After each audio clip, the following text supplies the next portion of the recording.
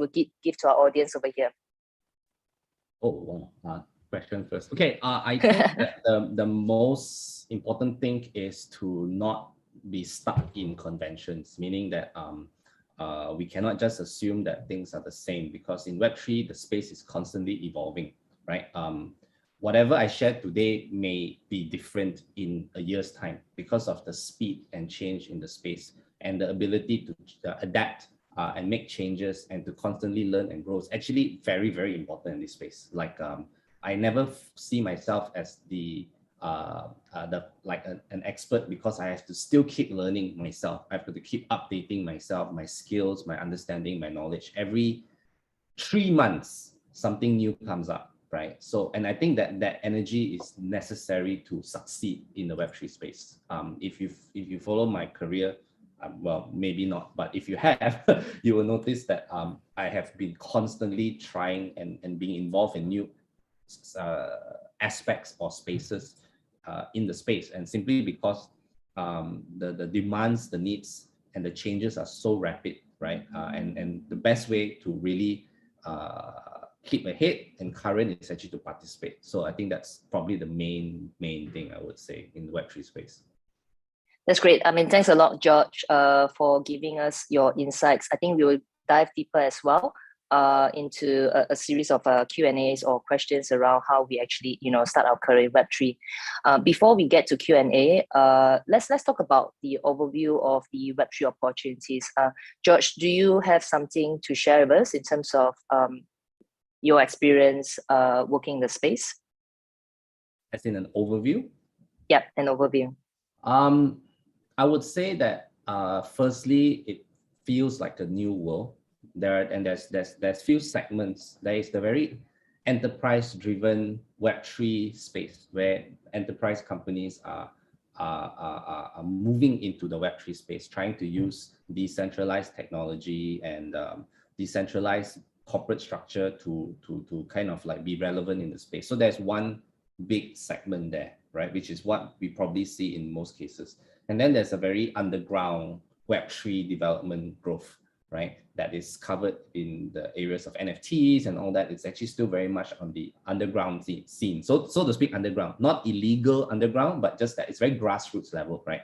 It's where backyard developers are building businesses with only 3 people, building multi-million-dollar businesses and building global companies as a startup, which is something that happens only in Web3. Normally, when you do a startup, like I've done many startups, you start out, you have a small team, you grow your business on a domestic level, and then you try to expand global. But Web3 startups are completely different, right? They can be immediately global, even though they are a 3-man team because of technology, right? There's no limitations, and they can hire people from anywhere in the world as long as they have the talent. And that's what a lot of people do. So they can start out with 3, they end up with 10, but everyone is in a different country. So that's the grassroots level, which actually drives the market. So what you see is that the people who participate at the grassroots level is, even if they are employees, they're very entrepreneurial because of the nature of it, right? And then you see the enterprises start coming in. So you start seeing brands connecting with the grassroots level projects and build together. So that's the 2 areas. So anyone who is new to Web3 actually can come from either direction. They can go the very more entrepreneurial type in the grassroots level, or they can go through the enterprise level and start exploring into Web3. So that's really an overview. Like there are 2 very large segments in the space right now. Nobody really talks about it. It's just organic, right? This is just what is happening. Great, George. George, I know that you prepared something as well for the audience today. Shall we get started? Yeah. Thank you so much. So do allow me to share my screen, ladies and gentlemen. Give me a moment. So thank you so much, Kristen, for the introduction and some opening questions. Let me just dive in. I don't want to spend too much time on these so that we can have more time for Q&A. But I just want to give a bit of background. This is, of course, my background. I do a lot of things, especially in the Metaverse and NFT space. And I'll explain a bit about why I think Metaverse is really important to me and why I think it's the future of work. And that's a big term. It's a future of work for me. And I also wanted to highlight a bit about some of the roles I've been in. I have many roles. I'm in many different companies, but you notice that I'm a CTO, advisor, strategist, and also like a founding secretary for Women's Association. And the key I want to highlight is I'm not qualified in terms of my degree in any of these roles, right? So I'm a CTO, but my education is in marketing. So I've had zero experience in any like tech education. But over the 2 decades of career that I've been through, I've learned and redefined myself. And to be very frank, I think in the Web3 space is where a person like me who has the skills and the knowledge, although I don't have the paper, was able to rise and achieve this level of position in the space, right?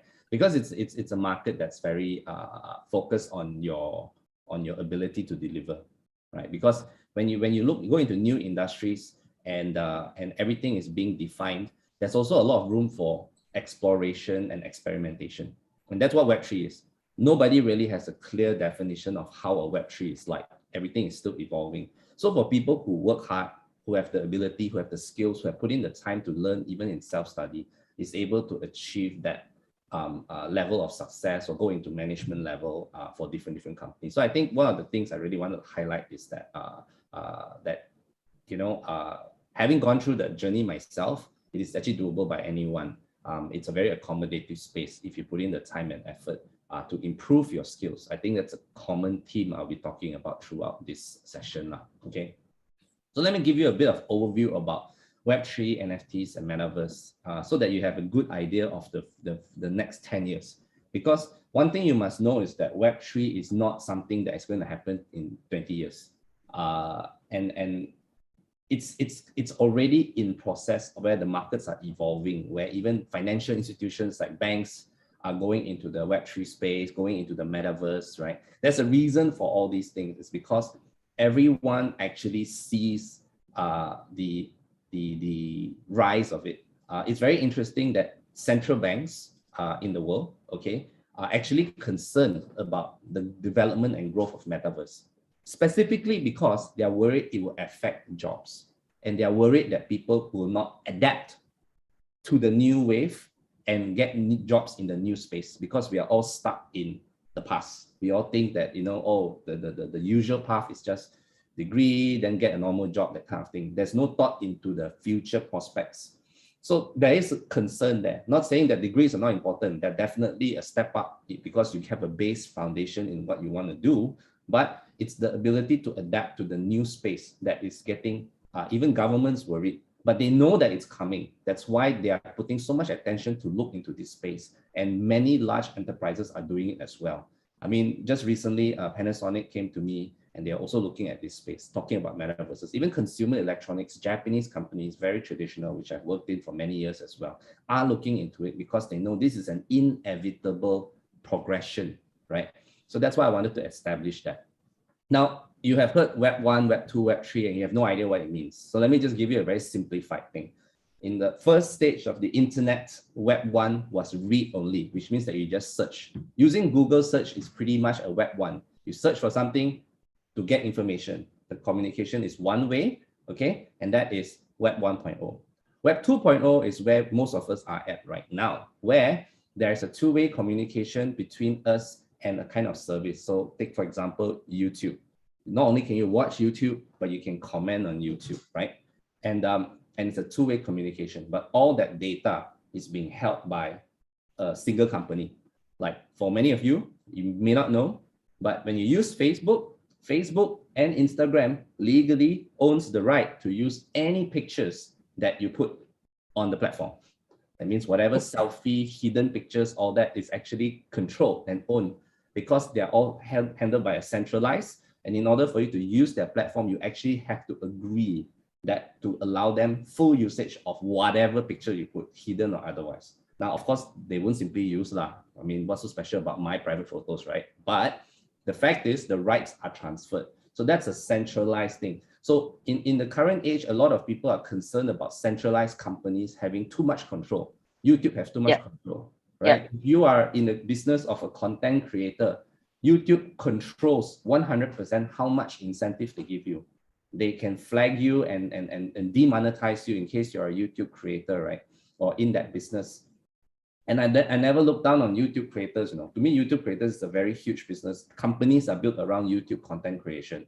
And the moment they get demonetized, the entire company goes down. It's all at the jurisdiction of YouTube, for example. So there's this concern that there's too much control being happening, and it affects your companies or your careers or your business.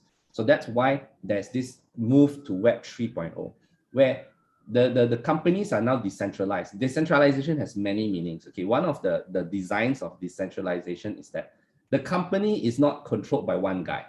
All the users control the company like a democracy, like the users or the participants or the employees are the ones that controls the company, and no single person has overall control. And it also uses technology to achieve that, and it also uses technology to reduce intermediaries. So and that's where people are moving towards. I know it's a bit complicated, but let me just highlight two key things that is here. Number one thing that with Web 3.0 is that it cuts off intermediaries, okay, which affects jobs, because many jobs in the market is actually intermediary jobs. I take, for example, one of the earliest cases of use case of intermediary being cut off is actually the stock market.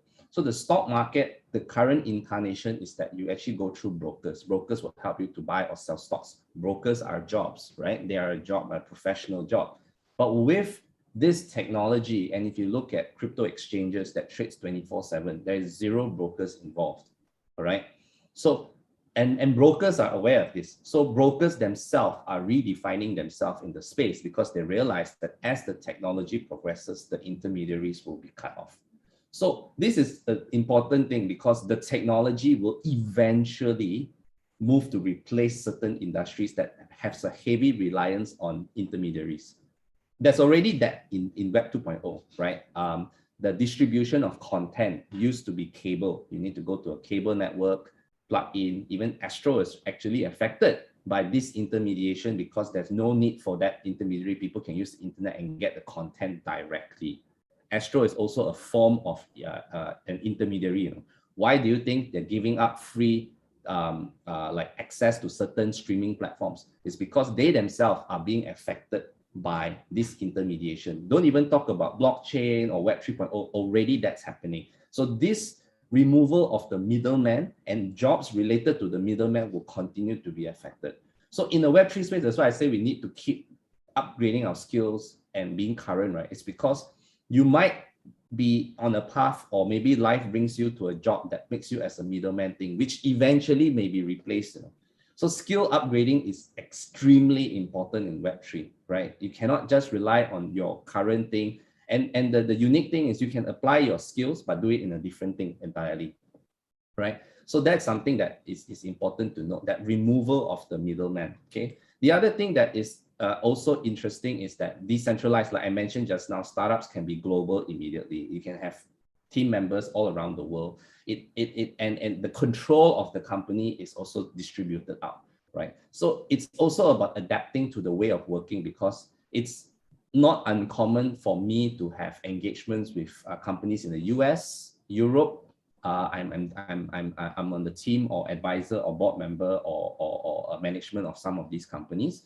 And it's not strange anymore. My work hours are literally 24/7 because of time zones, right? So that the way we work, but also the rewards are also different. So because of the way the work is managed. So the Web3 provides a lot of opportunity because you are also able to easily plug into a company that is basically perhaps based out of the US, a lot easier than what it used to be.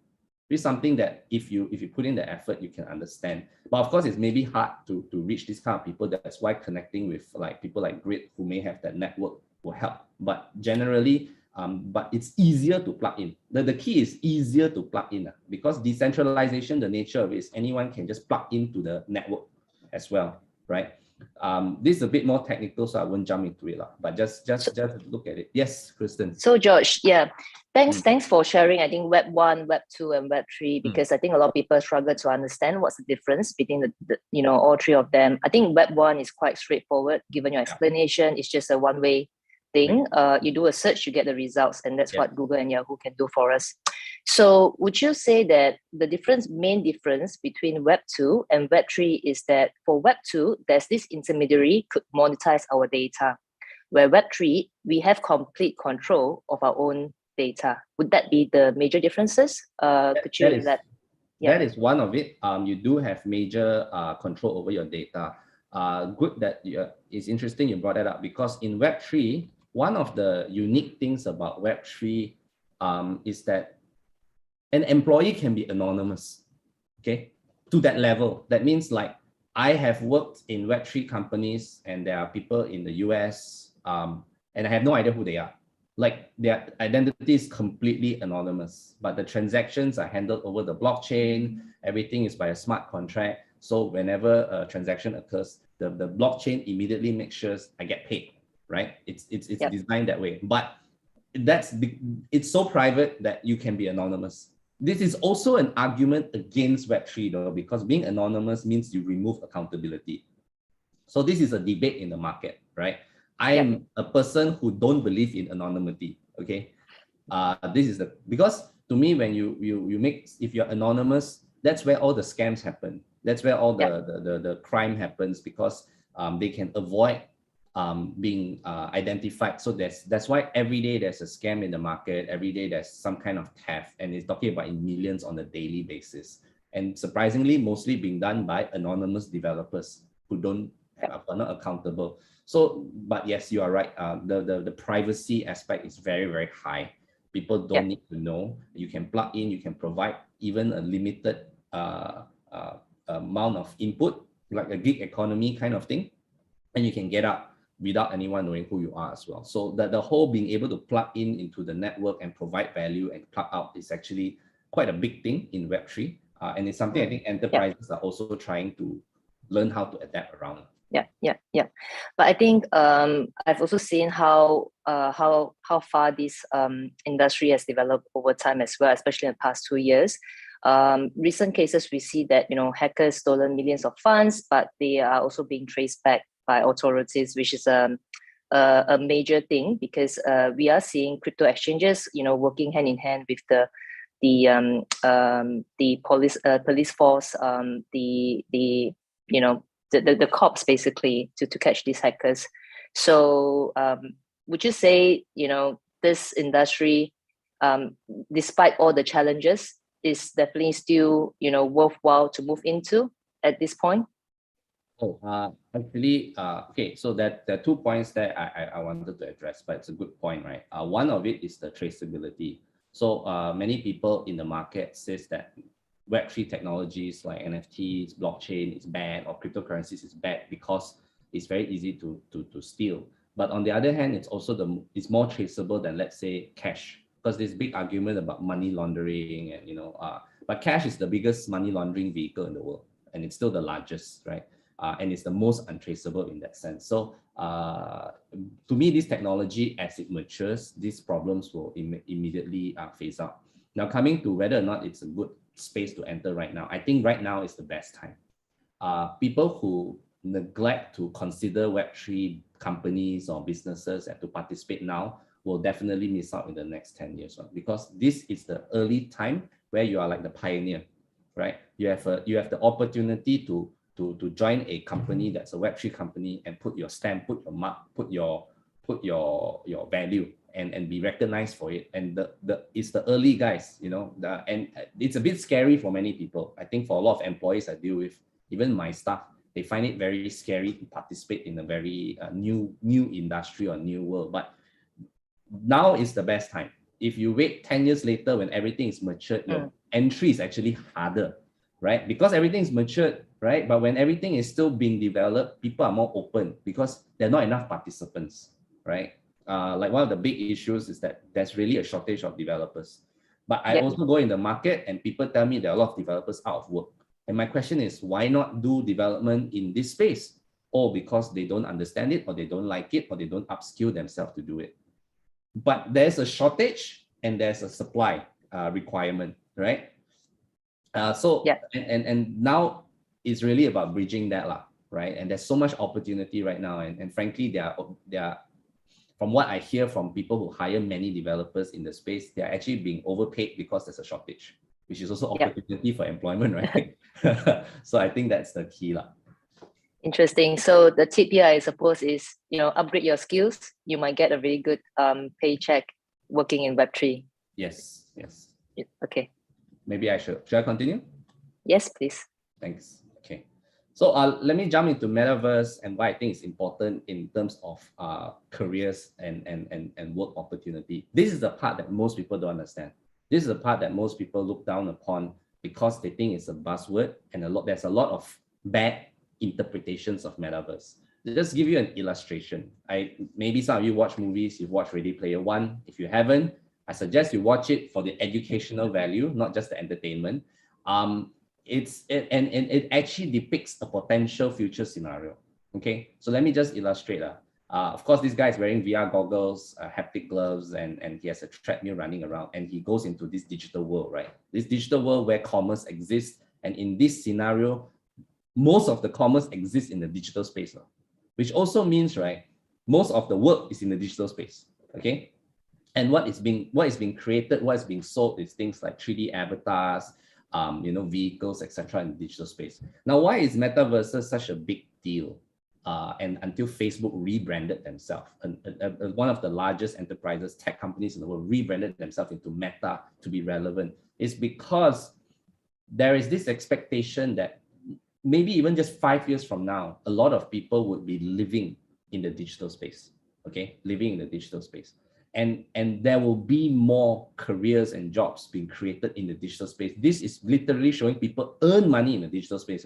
They don't even earn money in the real world. They earn money in the digital space. Either it's by playing games, and if you ask people 10 years ago, play games can make money.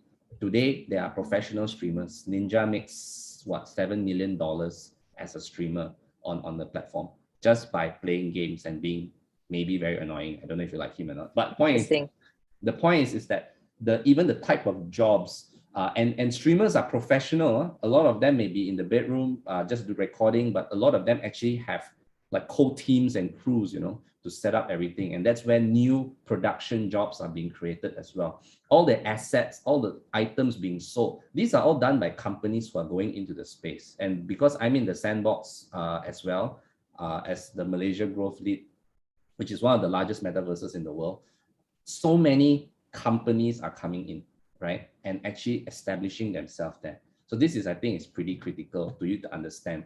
And to give you a snapshot, the hardware requirements for this virtual world and this new commerce to take place needs these 3 technologies: a VR headset, a haptic suit, and a treadmill. A lot of people think this is 20 years away, but the reality is all these items exist. The only barrier for this virtual world to be a new commerce or your new e-commerce, right, is actually cost. This has become very cheap. Haptic suits and the treadmill are the ones that cost a lot of money. But when these things come down, suddenly every home may have one. Can you imagine that the entire cost of this would cost less than your iPhone one day, right? But you can enter a full new virtual world. And it's a big, and why virtual worlds are happening? Because of COVID was one of the things that caused people have to stay at home all the time. Countries like, Singapore, Hong Kong, where it's very dense and where real estate is getting more expensive, space is getting smaller. Even for us, because of rising cost of living, spaces are getting smaller. So people use the virtual world to explore, to expand that thing. So that gives a lot of new jobs, new businesses, right? And if you think that people don't spend money on digital items that has no value, these are just online games, in-app purchase. People are buying cosmetics and stuff like that. And it's a $50 billion industry before COVID and expected to more than 4 times or more by 2025, right? It's a huge industry, which also means this is one of the biggest industries in the market, right? To give you a perspective, a lot of people don't understand. They all think I play video game. Do you know how big video game companies are? If you look at NASDAQ, right? Each company has at least 200 to 1,000 to few thousand employees developing that. Those are all jobs. And imagine this is growing aggressively. Malaysia is one of the very famous 3D animation studios in the world. We do for Hollywood, we do for AAA games, we render for them. I have friends who works there, right? And they're all massive companies. They are, throughout COVID and until now, they have been overloaded with work. So if anyone is in an industry and then they're struggling, the industry is struggling, right? This is the one industry that has not struggled. And we haven't even talked about Web3 integration into this industry yet. It's so early stage, right now, and they're already billion-dollar companies.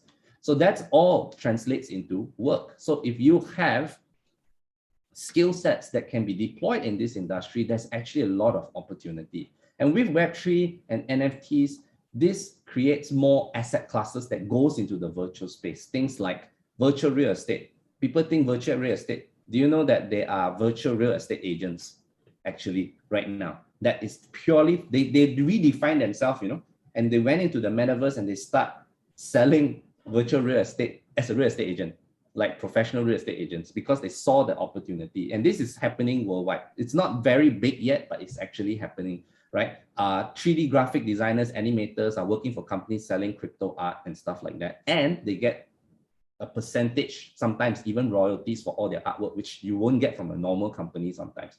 So Web3 companies have that opportunity, and there's so much more, and it covers all kinds of content, right? So there's many new revenue streams, and this is not limited to just digital items, even digital goods, goods like for me, I'm experimenting a use case with luxury watches, NFT, and we're selling them in the metaverse. It's an experiment, right?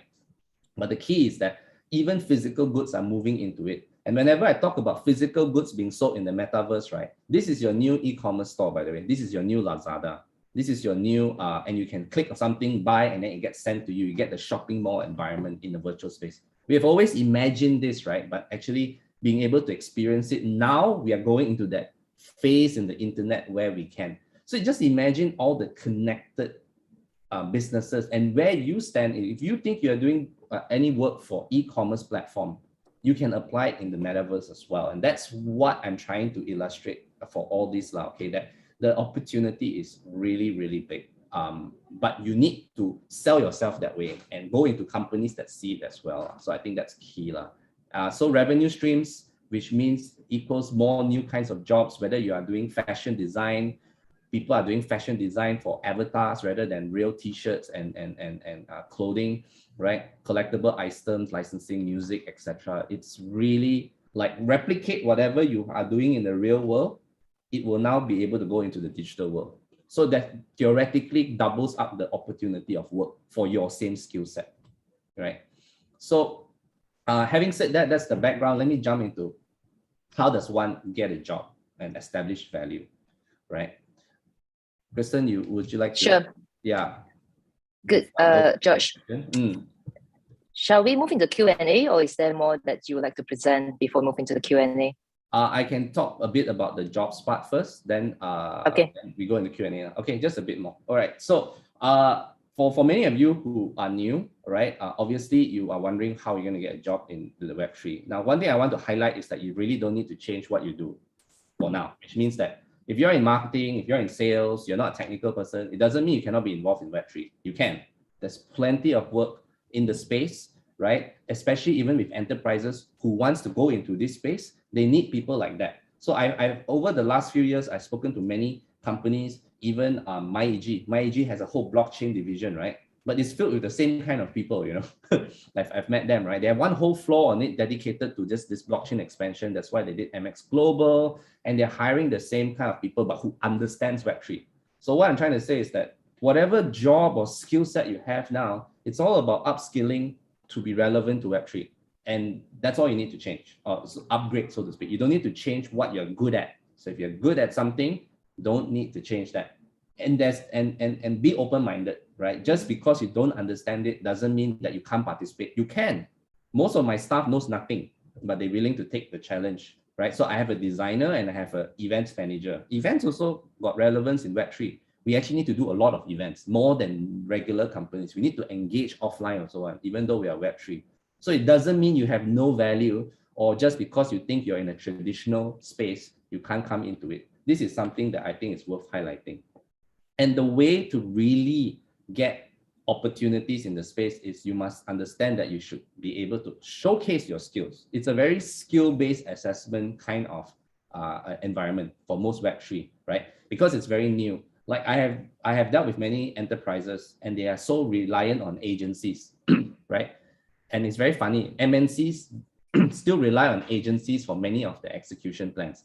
The problem with these agencies, even the big four, and I hope this doesn't sound too much like a criticism, right? Is they don't have enough people who understands Web3.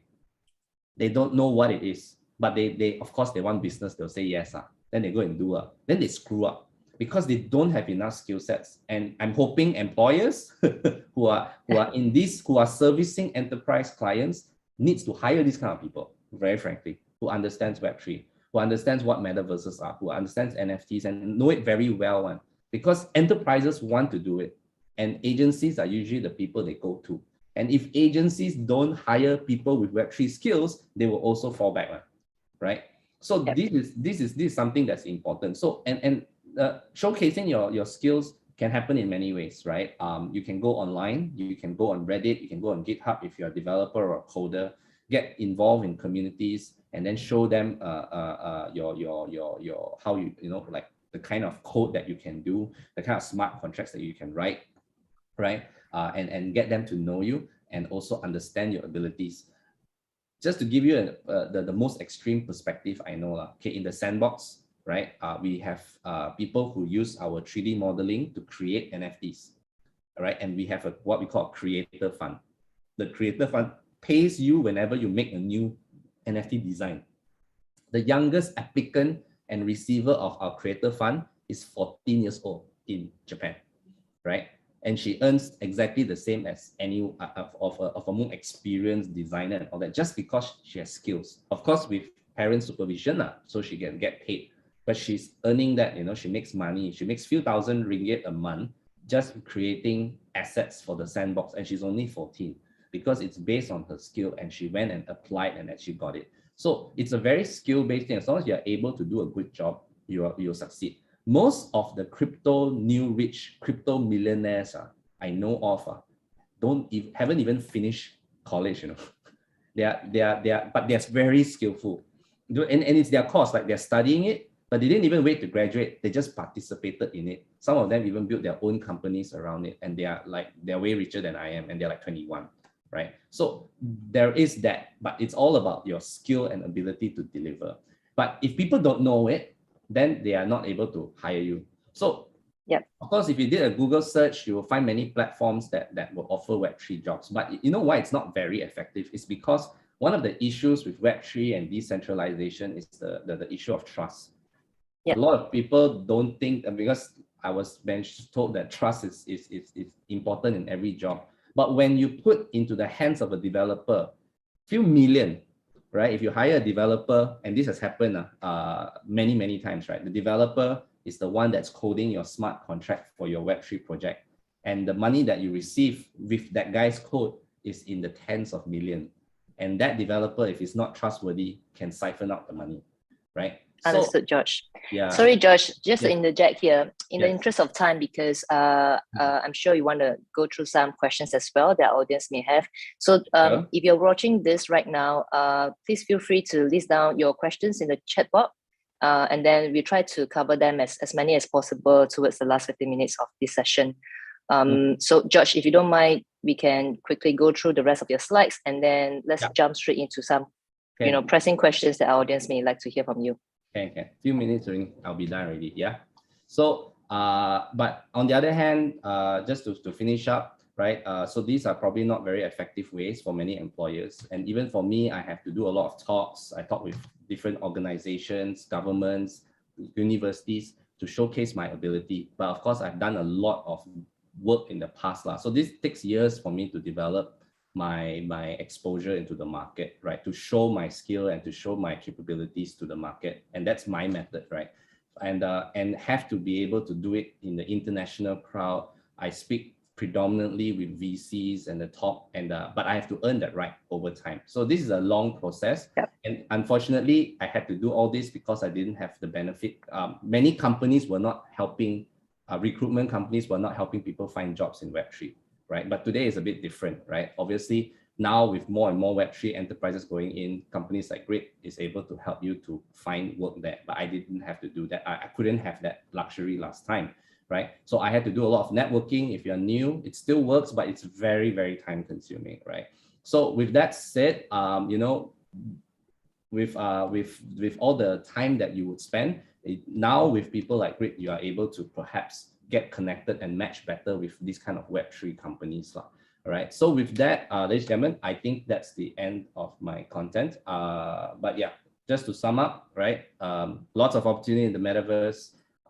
There's a lot of work available if you choose to upskill and to make yourself relevant, and also find ways to showcase your skill sets. At the end of the day, even with matchmaking, like with what Grid does, you still need to be able to deliver results, because too many companies don't have people with the right skill sets. Okay, so as we go into Q&A, if you ever want to connect with me, this is my LinkedIn and also my Twitter. And yeah, Kristen, maybe over to you for questions. Thank you so much. Thanks, George. Thanks, George.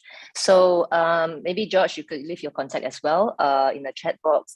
Maybe, you know, anyone who is interested to reach out to you, they can reach out to you directly. Sure. So, George, I have a couple of questions here, but I'm gonna keep it to about 10 minutes so that if there's any more questions from the audience here, we can cover them off in the last 10 minutes as well. Sure. So first question, what are the key experiences that a Web3 employers are looking for in candidates? Let's just say generically across marketing or across commercial positions as well as technical positions, if you could give a high-level overview in terms of what the key experience.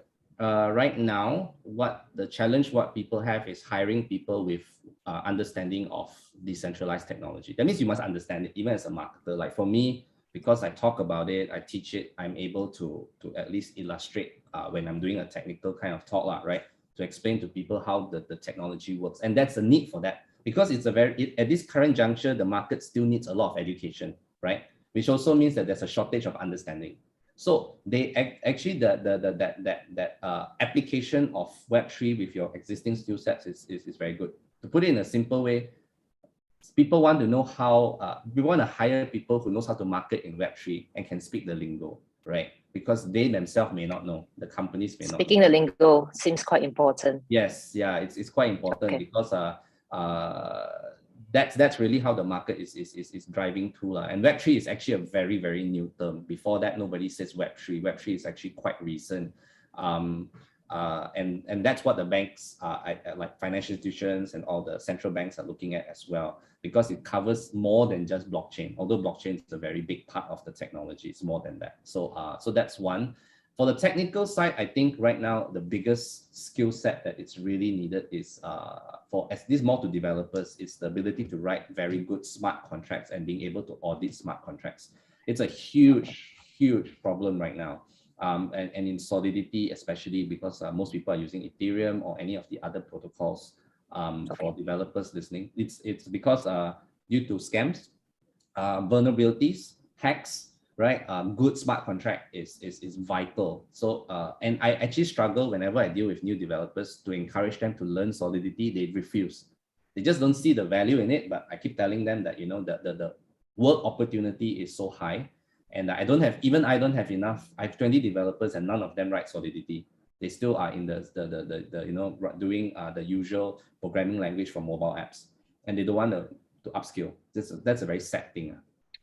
So George, is there anyone you have come across in your life? How do they pick up Solidity? Do they learn coding at night, over the weekends? Do they, you know, is this like self-taught, or do they need to sign up for some courses? Can you give some advice as to how people could upgrade their skills to move into Web3?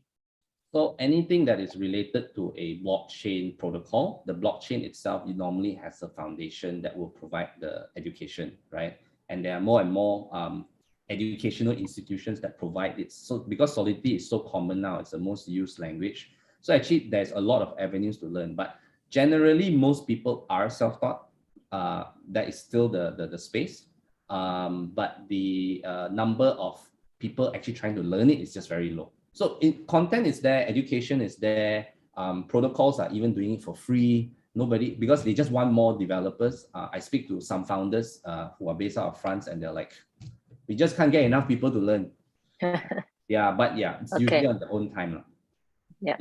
At the same time, I think I notice now a lot more organizations are creating all these hackathons as well to encourage people to learn the skills to do smart contract development, for example.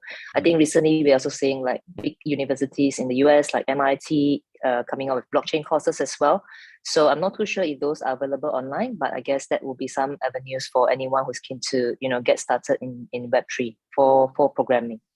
Yeah. So, George, based on your experiences, what do you think are the high demand jobs in Web3 nowadays? Most high demand now is developers. Okay. Developers, massive shortage there. Everyone I speak to will tell me that they are overloaded because they can't get enough developers. That's the number How about one. marketing? Marketing, I think there's a high need, but it's hard for employers to filter. Okay, because there's a lot of marketers who haven't spent time understanding Web3, just going into the space. And it's very different, because you see, one of the things that I think is a challenge as a marketer myself, right? The challenge is that when we do or learn marketing, and when we work in a normal Web 2.0 company, we focus a lot on marketing on a domestic level, like a local level, right? So we learn, because it's all about market customization. We based on Malaysian market mindset, visuals, marketing, all that we will target to a single country. But with Web3, right, you're always targeting global, and that's a hard paradigm shift. A lot of Malaysian marketers are very tunnel vision, unfortunately, as in they only see Malaysia. They don't understand the global market view, and being able to do communications that way. So that's usually the struggle. I find that East Asians, like Hong Kong, Japan, Korea, they are more global. So you will see a lot of marketers from those countries doing it.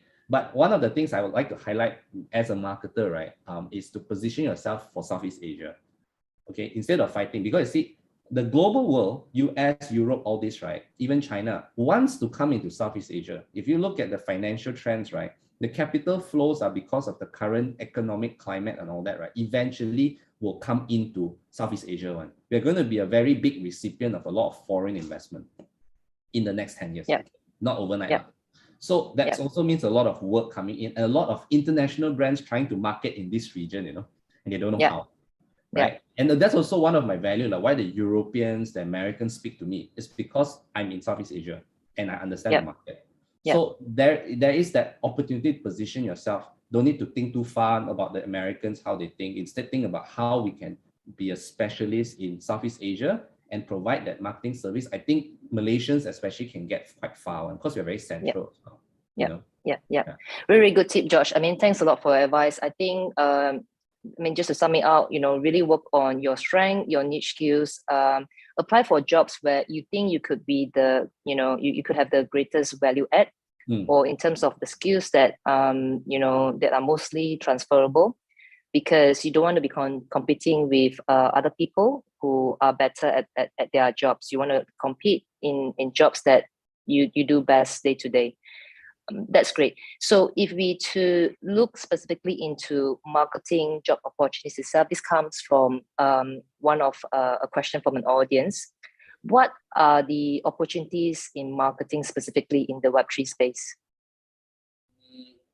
I would say right now, social media management, but not the social media you expect. The main social media in the Web3 space is Discord, which is actually a gaming social media.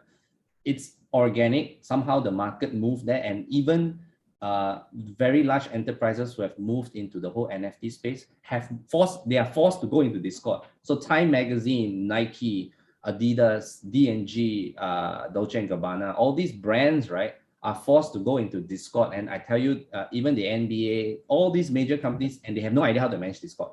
Discord management is an art.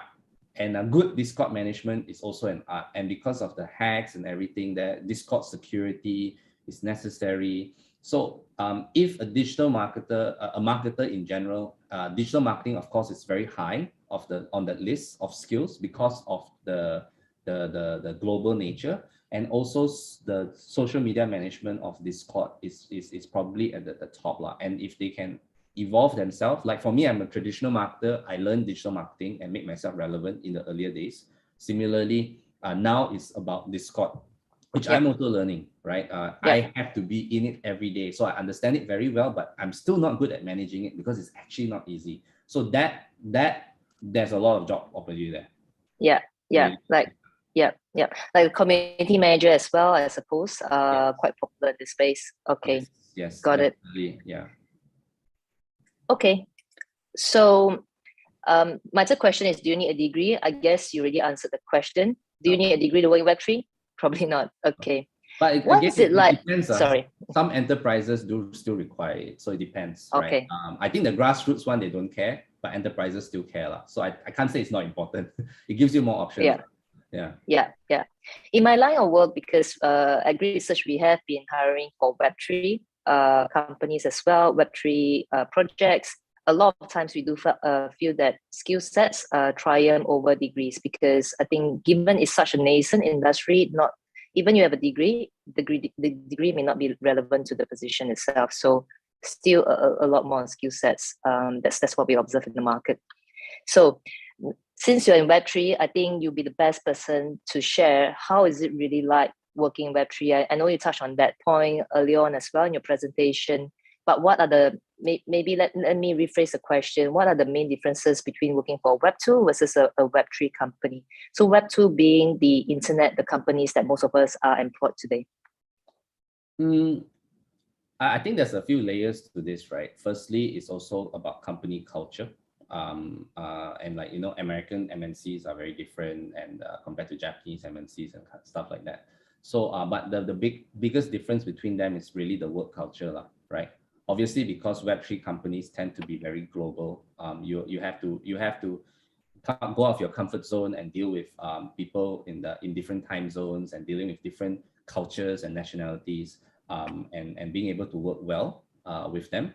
That's one. And I think the whole independence, self-discipline thing is very, very crucial, because in most Web3 companies, especially the ones I deal with, everyone, even if they're very enterprise driven, but everyone works in a very there's no fixed hours, right? There's no fixed hours, right? Whenever there's a meeting called for, you come for the meeting, but you also manage your own time, because most of the time you're not sitting in an office. So that level of independence and delivering in that may be a bit challenging for some people who require a lot of supervision, because that supervision drops a lot. It's very difficult in a digital space, right? So I think that's probably the main thing. And also in Web3, one of the challenges is actually management of payroll. So that may be something that's it's a bit challenging for people, because obviously those companies have to do payroll globally as well, right? And the issue with them is they're probably going to pay you in cryptocurrencies to ease the transaction. And when they pay you in cryptocurrencies, you also have to learn to manage cryptos yourself. So one common denominator is, whether you like it or not, you have to learn to manage cryptocurrency, be able to buy, sell, to take your money and all that. And then and also that creates accounting challenges. That's why I do talks with CPA Australia as well, because they are trying to figure out the accounting challenges with dealing with this. So there's so what I'm saying is that it's still being developed because of the global nature and the way payrolls are managed, kind of thing. That's great. So we are running out of time. So last 10 minutes, I would like to really go through some of the questions that are given by our audience here as well. So first question, what is the surefire way to upskill? Basically making sure that they have the right skill sets and also stand out in Web3, apart from just being a developer. So I suppose this is a question from a developer looking to move the Web3 space, asking what is a surefire way to upskill? Surefire way to upskill, to be very honest, I think the most surefire way is to get involved with a particular protocol, like the Ethereum or Solana, for example, or Polygon, and get known within that space, right? Because the way enterprises hire nowadays is very straightforward. When we want to hire a developer and we know we want to build on Ethereum, we will probably go and find like that Ethereum like developer community and try to source from there, you see. So if you are known there and you've built a reputation there and you've upskilled yourself through their platform and they know that you are able to do it, right, then it's an easy referral, you see. Yep. Yeah. It's easy referral. So I think that's probably the most direct way, because even when I want to work with the Tezos blockchain, I spoke to the founder. I said, but I don't know any Tezos developers. They said, it's okay. We can recommend to you because they have come through our program. So you see, that's the most direct, surefire way. And there's a certain level of confidence and comfort from the enterprise because the protocol itself say, oh, I already vouch this guy is good enough. So you feel safe. Yeah.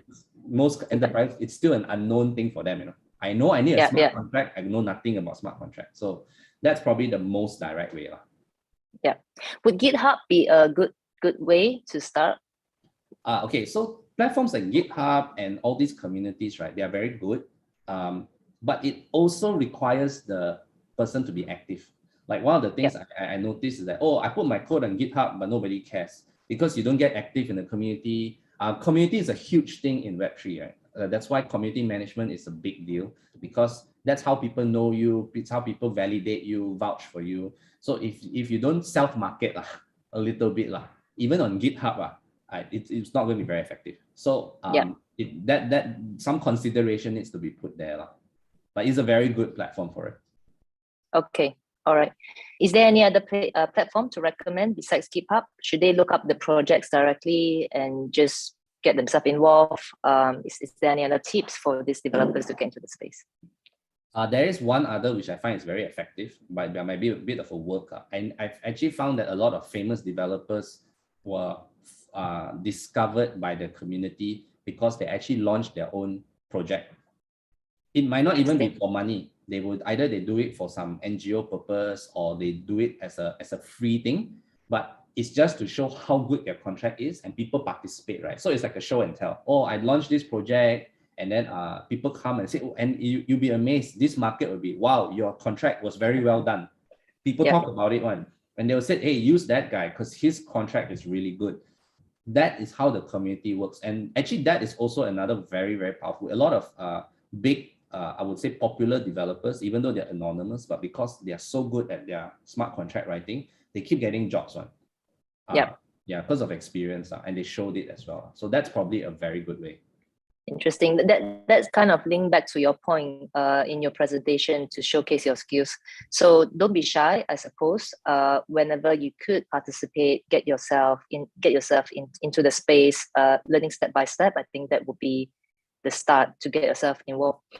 So from the same person as well, what is your take on the long-term landscape of P2E scene, play to earn scene? Oh, okay. Well, so I do advise on a play to earn company in Malaysia. You should know about them. They're very popular. They Metabond, Sobon, they came out in the news recently. I would say personally, as a person who loves the space and games, and I genuinely play games, not just someone who talks about games but never played before. It's actually a huge space. There's a very good long-term prospect. However, I hesitate to say that play to earn is the future of gaming. Okay, and the reason why I say that is because to develop a play to earn tokenomics system is actually very, very difficult. So here's also a tip, right? When I mention tokenomics, right, it also means that someone who understands economics, supply and demand extremely well can get a job in a video game company, because it's actually what people hire me for, primarily to develop the token economy and the value of it. And it's actually very difficult. Like, it's very difficult to make your own crypto and create value that people want to play it and earn it. So to give you that a very good example of this, Axie Infinity, right? Axie Infinity last year was the big thing because Filipinos were playing it. Even in the small kampong, they were playing it and they earn money more than a full-time salary. Today, you don't hear that. Why? It's because their token economy was not well designed, and over time, the value of the token kept dropping, that it became not valuable to play to earn. You see? Okay. So it's hard. I think it's exciting, but I'm not sure if it's the future of video games yet, right? Okay. Interesting. So now we have a question about sales and BD. So the question is, what is the potential for mid-career switch to quickly upskill and move into Web3 in the area of sales and business development? I think that is actually a very direct transition actually for many people. How you do sales is just going to be very different. because it's perhaps very digital in nature. It depends on what you're selling. But actually, I don't see that there's too much of an upskill beyond your understanding of how Web3 works. If you go into the market, you go into any conference, it's filled with sales and BD people, all right, representing their companies, trying to tie up collaborations. I mean, I was doing BD for the longest time. That's actually my entry into crypto funds, right? I didn't know anything about crypto when I first joined a crypto fund in 2018, and then I went into BD itself, right, which was the most easiest thing to jump into. So I don't see that that's much beyond your initiative to participate. Actually, it's BD and sales is still an integral part of the business, right? It's just that who you sell to and who you collaborate with is just different. Yeah. So not much to work on there. Okay, got it. I think so based on my experience as well as a headhunter, I think some of the roles in sales and BD can be a little bit different in Web3. So for example, we hear a lot about, you know, community, this word in Web3, everyone's about collaboration. So the job title may not be sales, may not be BD, it could be partnership. So look out for different job titles when you apply for jobs in Web3, I suppose. So we are running a bit out of time, but let's try to cover at least one or two more questions of the chat. When we apply for Web3 jobs, we send in our resume, but considering that we are new to this space, we have no professional working experience, but we have learned quite a lot in that space. So I think where the person is coming from is the CV can't actually communicate what they have learned. So how can they showcase, you know, their understanding or in the Web3 space or on their CV? I don't think I'm the best person to answer this because I've never gotten a job with my CV. Okay. Shall I answer this question then? you should. I think, Kristen, maybe you're better. Yeah. All right. I think, first of all, if you have done a lot of stuff in Web3, it could be projects like what George has mentioned, your side projects, you know, put the website link of your side projects on your CV. Have a summary about your skill sets or your passion in Web3 and put it at the top of your CV because you want to capture the attention of whoever that's reading your CV. So that would be the first. For me personally, I know that most people will not have professional experience in Web3. So when I do see all the all the buzzword about Web3 or all the skill sets that someone who has acquired in Web3 on their CV, I will give a call to a candidate immediately. So just like what George said, you know, a lot of time it's not about the degree, it's not about the experience, but it's really about skill sets. So highlight that in your CV. I think that would hopefully, you know, give you 50% chance higher in getting an interview. So can I add on to that? I thought of something. I think it's very relevant. Your LinkedIn. I don't get from CV, right? But my LinkedIn is where I get everything, whether it's collaborations or people reaching out to me to be an advisor. My LinkedIn is crafted. I actually attended a course, to be very honest. So everything, even my headline, how I write my copy, if you read my copy, it's intentionally written that way. It's not like a normal, oh, this is who I am, but I do like questioning, I challenge you. It's because it draws attention. So actually LinkedIn is probably your most powerful CV in this space because it's also digital and global. And that's where people are looking. So don't ignore your LinkedIn. Craft it. That's what I would say. Yeah. If you do own an NFT like George, maybe you could put that as your profile picture as well, I suppose. Even profile picture is crafted. They you can ask the LinkedIn guys to teach this. Yes, it's all designed. Yeah. Yeah. So speaking of NFT, so I think we don't have time to cover the rest of the questions. Thank you so much for your participation. We'll see how we can cover off certain questions in a different way. But for now, this is for this event, we are also giving out NFTs. In fact, we are giving out 2 NFTs to 2 lucky winners today. So if you haven't signed up or haven't filled up the form on our event on the event page, please do so today. And then we will pick 2 winners by the end of today. So thank you, everyone. Thank you so much, George. Thanks for your time. Looking forward to see all of you again, perhaps in our next webinar. Thank you. Thank you.